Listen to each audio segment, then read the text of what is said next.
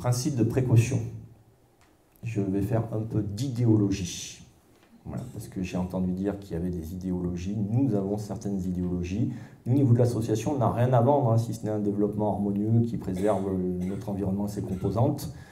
Le principe de précaution fait partie de nos valeurs, dans le sens où, à nos yeux, c'est quelque chose qui doit permettre d'éviter de faire n'importe quoi. Alors je sais qu'il est battu en brèche régulièrement, que ça empêche d'entreprendre, que ça empêche de ci, que ça empêche de ça.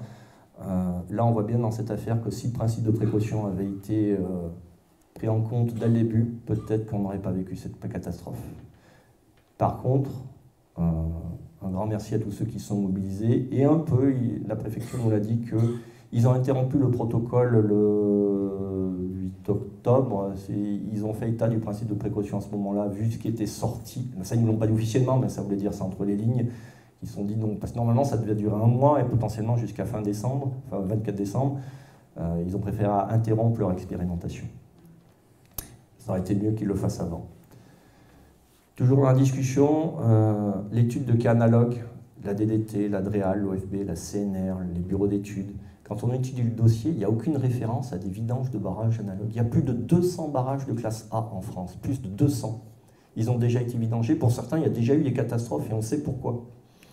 Donc s'ils s'y étaient penchés, s'ils avaient fait ce travail élémentaire de recherche bibliographique, la catastrophe n'aurait pas eu lieu. Donc là, je suis extrêmement sévère et contrarié de toutes ces structures-là.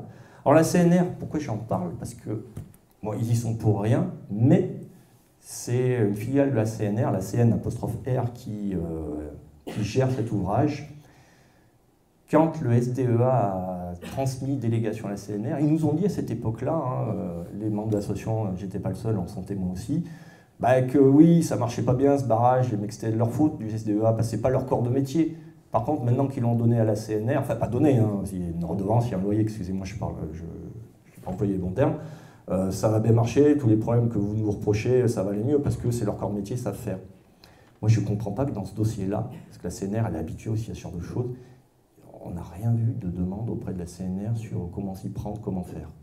Donc il faudra aussi qu'on voit avec la CNR, puisque je pense quand même qu'ils ne doivent pas apprécier par rapport à leur image de marque quand on voit les reportages télé qu'il y a eu après. Pas d'appel de compétences aux experts locaux ou extérieurs. La prise en compte des signaux faibles, ça on peut rejoindre avec le principe de précaution, avec le QSM, les anciennes études, etc.